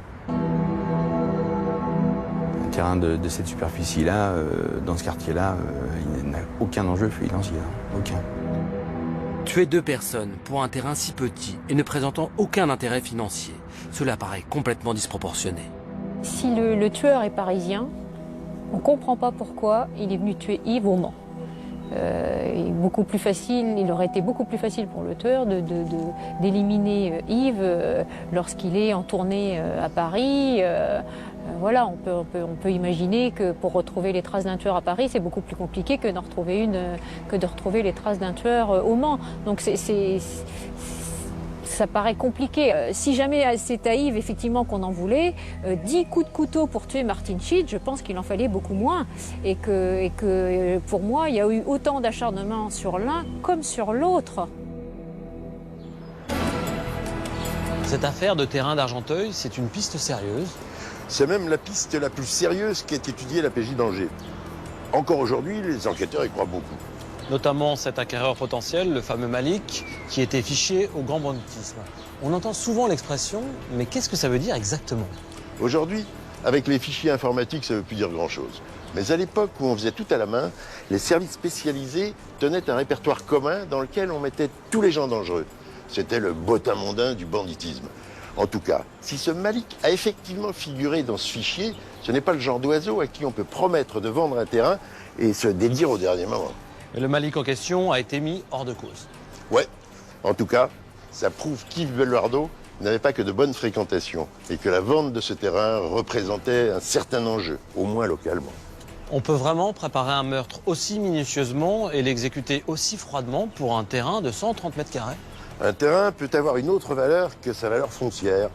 On peut y avoir enterré des choses qu'on n'a pas envie de voir déterrer, un magot, un cadavre, que sais-je. Ou bien, on peut avoir des projets, vouloir y installer des gens. On peut être au courant d'un projet qui lui ferait prendre de la valeur dans le futur. Bref, on peut tout imaginer. Et c'est justement pour tirer cette affaire au clair que la PJ d'Angers a voulu organiser une vente aux enchères fictives, pour voir quels seraient les acquéreurs potentiels et vérifier leur pédigré. Hélas, le juge d'instruction n'a pas donné son feu vert. Et on n'aura peut-être jamais le fin mot de cette histoire de terrain. Mais si un habitant d'Argenteuil a des informations pertinentes là-dessus, il doit les transmettre aux enquêteurs. La piste du terrain d'Argenteuil n'a sans doute pas encore livré tous ses secrets. Mais il en reste une qu'on n'a pas encore explorée, et celle-là n'est pas secrète. Au contraire, elle relève de la vie publique d'Yves Belluardo et de son activité de comédien. Car aussi étrange que cela puisse paraître, un an avant le meurtre, il avait déjà joué sa propre mort. Les images qui suivent sont extraites du Chant du Cygne, un court-métrage amateur qu'Yves et Martine ont tourné un an avant leur mort.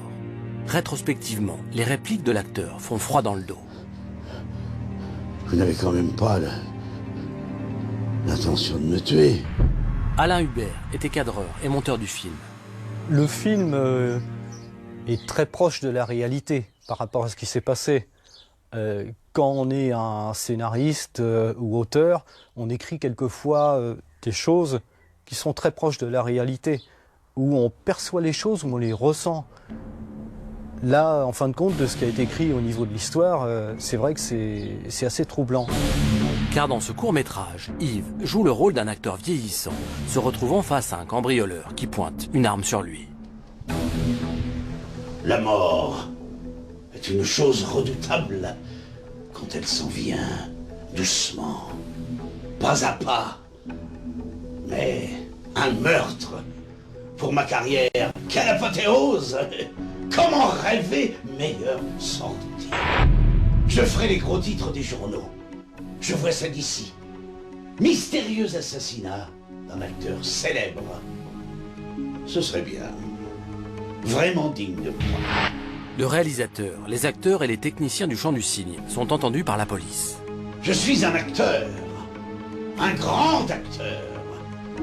Et pour moi, il est de la plus haute importance de quitter la scène avec panache, de réussir ma sortie. Tous sont atterrés. Le réalisateur explique qu'il avait écrit ce scénario pour Yves, quelque temps avant, sans imaginer qu'il connaîtrait une fin tragique et si semblable. Personne ne semble suspect. Personne n'est mis en garde à vue. Pour les enquêteurs, il ne s'agirait que d'une coïncidence malheureuse. En revanche, ne pourrait-on pas imaginer que ce film ait inspiré Yves Belluardo? Je sais qu'il y a une des personnes que l'on connaît bien, il avait dit qu'il rêvait de mettre en scène sa mort. Yves avait en tête régulièrement de partir sur un éclat, de figurer dans un journal un jour en disant Yves Belluardo est décédé de telle ou telle manière. Donc pour lui, c'était l'éclat de sortie. Il n'arrivait pas à être au haut de l'affiche, c'était toujours un second rôle.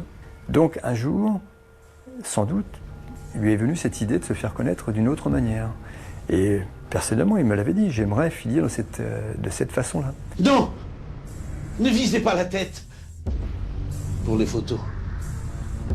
Tirez plutôt là, en plein cœur. Ce caractère très cabot, avoir envie d'être au haut de l'affiche de Yves, ne l'a-t-il pas travaillé pour arriver, accéder à mettre en scène sa propre mort et également se venger d'une manière assez violente de Martine? Je serais policier, Est-ce que dans la scène de crime, et c'est un truc que je n'oublierai pas d'étudier, de se dire, est-ce que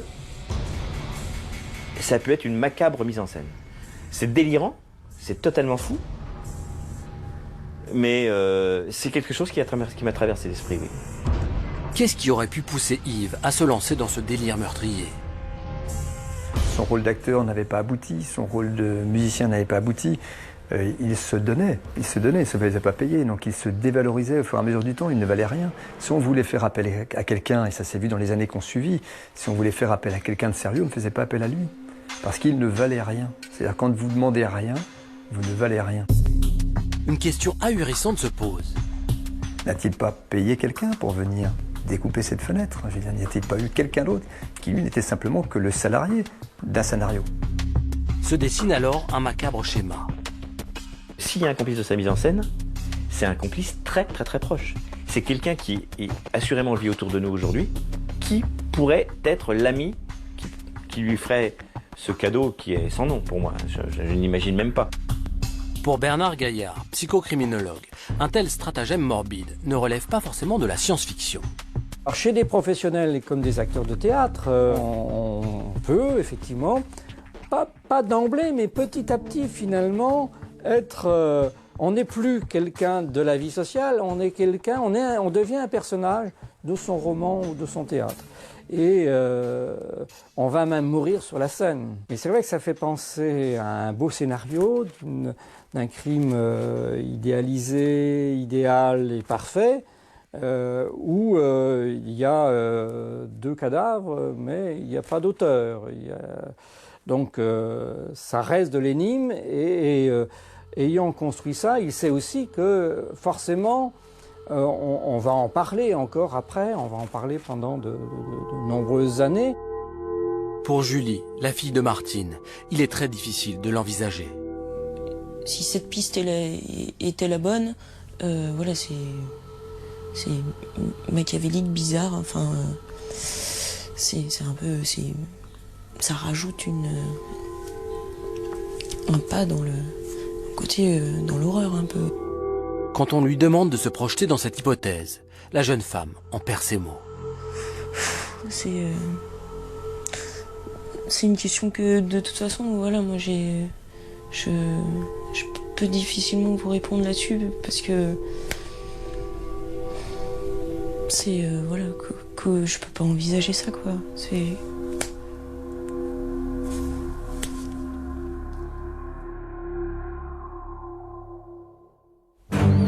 Les images de ce court-métrage sont incroyables. Toute l'équipe de Non Élucidé les a vues et nous avons tous été estomaqués. Yves Belluardo joue son propre rôle et dit, je cite, « Un meurtre pour ma carrière, quelle apothéose. Comment rêver meilleure sortie? Je ferai les gros titres des journaux. » Ouais, c'est très étrange. Moi, ça m'a scotché. L'idée est complètement folle, a priori, mais j'aimerais qu'on y réfléchisse.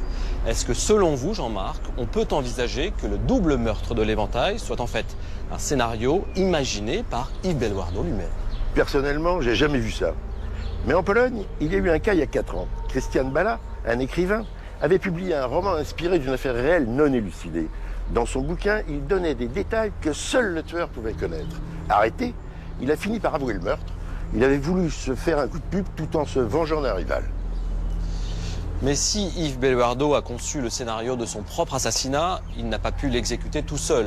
Il lui fallait un complice, ne serait-ce que pour faire disparaître les armes. On l'a vu, il ne manquait pas de relations louches. Il a pu payer quelqu'un ou demander ce service à une vieille connaissance. Il faut avoir l'esprit vraiment tordu pour faire une chose pareille. C'est un acteur qui n'a pas franchement réussi sa carrière. Il y a probablement chez lui ce que les psys appellent une blessure narcissique. Il a un gros ego, mais il n'a jamais obtenu la reconnaissance qu'il attendait. Il sent qu'il est sur la pente descendante. Et il se dit qu'il va faire une grande sortie, comme on dit au théâtre, et faire la une des journaux pour la première fois de sa vie. Et pourquoi faire mourir Martine? Yves l'entraîne dans sa mort à un moment où il pressent qu'elle va le quitter. C'est une théorie qui pourrait tenir debout, mais rappelons que jusqu'à présent, elle n'est étayée par aucun élément matériel. Mais puisqu'on en est à spéculer, allons jusqu'au bout. On peut aussi se dire qu'Yves avait un fan obsessionnel qui le suivait depuis des années, quelqu'un qui aurait poussé son délire jusqu'à assassiner son idole en suivant le scénario d'un court-métrage dans lequel elle a joué. Et pourquoi pas? Dans une enquête criminelle, il n'y a pas de piste interdite. Il faut savoir penser hors de la boîte. Mais il faut aussi revenir sur le plancher des vaches. Parce qu'on ne peut pas désigner un coupable idéal en se basant uniquement sur une théorie, même très bien ficelée. Il faut des preuves. Mais pour réunir ces preuves, les enquêteurs doivent pouvoir s'appuyer sur l'autorité et la compétence du juge d'instruction. Malheureusement, dans l'affaire Belluardo-Chide, ça n'a pas toujours été le cas. L'instruction menée par le premier juge chargé de l'affaire a été inefficace et même nuisible à l'enquête. Juste après la commission des meurtres, l'enquête avance assez vite. Mais rapidement, la machine se grippe. Un grain de sable s'est immiscé dans la mécanique du tandem enquêteur, juge d'instruction. Tous les moyens ont été mis au début pour faire une très bonne enquête, réagir très vite. Et derrière, le juge d'instruction n'a pas lancé et relancé le dossier suffisamment. L'attitude du premier juge d'instruction, Didier Legrand, surprend les proches des victimes. Le premier juge a été complètement défaillant. On l'a jamais rencontré. Moi, je le rencontre au Mans, je sais même pas qui c'est. Il a laissé l'enquête dans le bas de la pile tout le temps. Il a été d'une grande absence pendant 3 ans. Moi, il m'a jamais répondu à aucun courrier. Il n'a jamais rencontré aucune personne. Ce juge n'est pourtant pas n'importe qui. Il est au Mans, le doyen des juges d'instruction. Quand il est saisi du double meurtre, c'est un homme d'expérience. Il a dépassé les 50 ans. Et pourtant, pendant 3 longues années, ce magistrat ne fait rien. Il délaisse le dossier. Résultat, l'enquête se meurt. Révolté par la situation, l'ex-femme d'Yves envoie un courrier à la ministre de la Justice de l'époque pour dénoncer l'incurie du juge. Je lui ai écrit une petite lettre toute simple, mais vraiment pour expliquer la misère de ces 2 enfants, Julie et Ève, qui attendaient avec impatience des résultats et avec un juge mais complètement nul qui dormait sur le dossier. Séparation des pouvoirs oblige. La garde des Sceaux ne peut pas intervenir pour destituer le juge d'instruction, ni même lui infliger une sanction pour le rappeler à l'ordre. Rachida Dati a écrit à Angers. Elle m'a écrit aussi disant qu'elle ne pouvait pas intervenir directement, mais qu'elle demandait qu'on observe. Peu de temps après ce courrier, la direction des services judiciaires engage des investigations en interne. Ce qu'elle découvre est accablant. D'après ce que j'ai compris encore, il n'avait pas coté le dossier, ce qui ne permettait pas en fait de faire la moindre demande. Les conclusions de l'enquête interne sont édifiantes. Plus de 150 dossiers du juge sont dans un désordre intolérable. 29 sont au point mort depuis 3 ans ou plus. Et pour couronner le tout, 42 dossiers n'auraient même pas été ouverts depuis la saisine du juge. Au printemps 2007, le magistrat est suspendu de ses fonctions. Le 1er juillet 2009, il comparaît devant l'instance disciplinaire du Conseil supérieur de la magistrature. Le CSM a jugé que Didier Legrand avait mis en place un système de dissimulation et de falsification pour masquer ses carences. Et que les retards ou anomalies constatés dans les 2 tiers de ses dossiers relèvent de manquements répétés au devoir de sa fonction. Je me demande comment ça peut durer pendant 3 ans et que personne dans le système n'ait la capacité de signaler ça. Moi, je lui en veux parce que il s'agit pas juste de 3 ans, il s'agit des 3 premières années qui sont essentielles et qui peuvent pas être rattrapées même avec la meilleure volonté des juges qu'on suivi. Fait rare, le CSM a sévèrement sanctionné le juge, mis à la retraite d'office en juillet 2009. Maigre consolation pour les parties civiles, qui depuis ont vu 4 magistrats se succéder dans le dossier.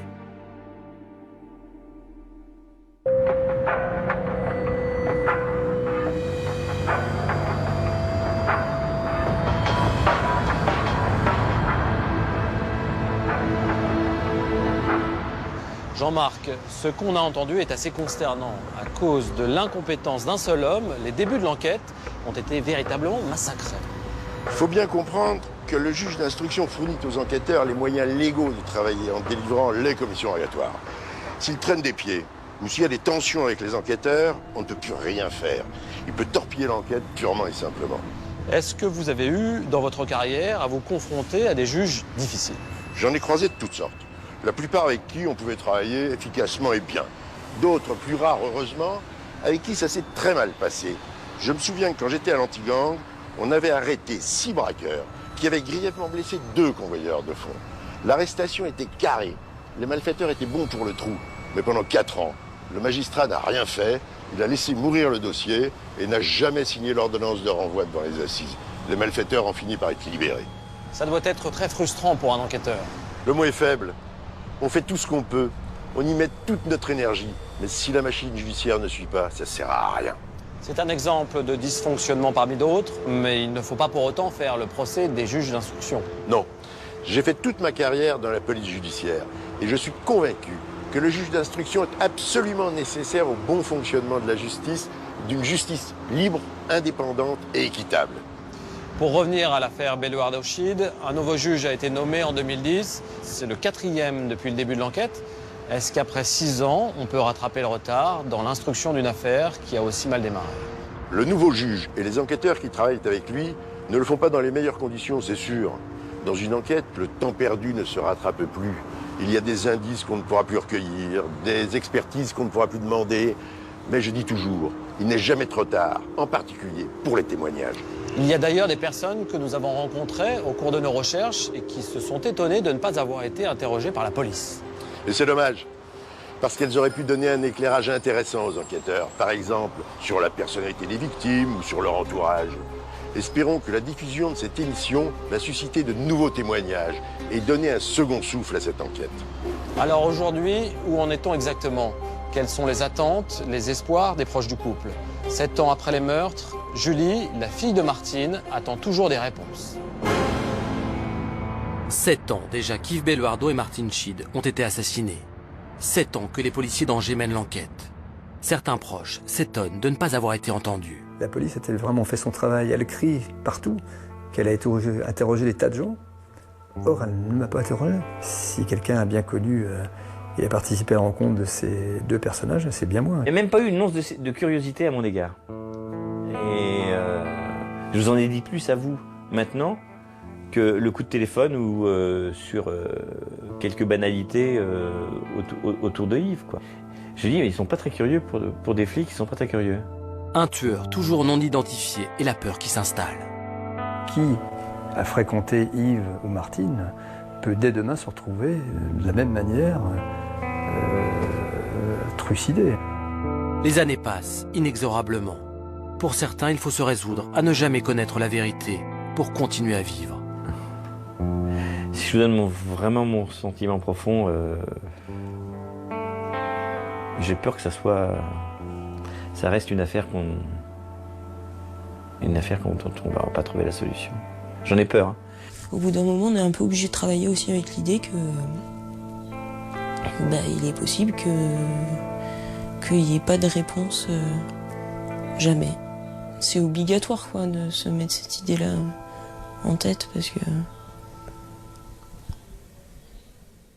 Pour d'autres, il faut à tout prix comprendre ce qui a pu se passer le 26 novembre 2004. Ah, moi j'aimerais savoir qui a fait ça et pourquoi. À la limite, c'est presque bête, mais pour moi le pourquoi est presque plus important que qui. J'ai un peu peur aussi qu'on retrouve la personne et puis qu'il devienne quelqu'un de... Je sais pas, moi, qui regrette pas ou qui trouve que ce soit totalement normal, vous voyez, que ce soit quelque chose d'encore plus violent peut-être que ce qui s'est passé. Thérèse, l'ex-femme d'Yves, qui s'est portée partie civile avec sa fille Ève, attend que la vérité éclate enfin. J'attends pour ma fille, pour mon petit-fils et pour Julie, quelque chose qui ressemble à la vérité. La vérité, on la saura vraiment jamais. Mais au moins quelque chose qui va éclairer cette espèce de grand trou noir qui est venu dans leur vie et qui les empêche de vivre. La douleur et le chagrin persistent. Les regrets remontent à la surface. Ce qui me rend le plus malheureuse, c'est l'atrocité qu'il y a eu, l'acharnement qu'il y a eu sur ma sœur et puis Yves, bien sûr.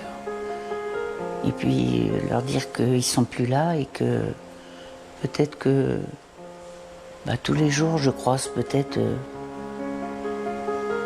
celui qui a fait ça. Ce qui me fait le plus de peine, c'est de ne pas avoir su l'écouter. Pas avoir été assez proche de lui les derniers temps. Tous attendent qu'enfin, les langues se délient. Les gens ont peur de parler, et même entre eux, même s'ils se connaissent bien, ils ont peur de parler de cette histoire.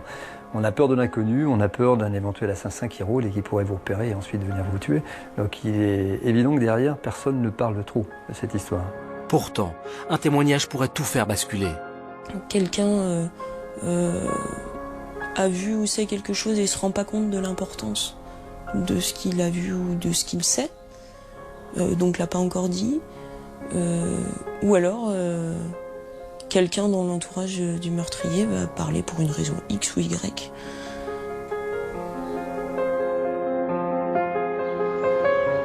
Nous sommes arrivés au bout de cette enquête sur le double meurtre de l'Éventail. L'histoire a tout d'une fiction. L'horreur presque théâtrale du crime, comme une mise en scène macabre. Les victimes elles-mêmes qui rêvaient de grands rôles et qui, jusque dans leur vie quotidienne, pouvaient interpréter différents personnages. Mais il manque toujours le dernier acte que l'enquête a laissé en suspens. Celui où l'auteur est démasqué et mis hors d'état de nuire. Car le crime est bien réel. Et si la fiction peut se satisfaire des fins ouvertes, qui laissent une part à l'imagination, la justice, elle, exige toute la vérité. Nous espérons, dans la mesure de nos moyens, avoir pu contribuer à la faire avancer. Bonsoir.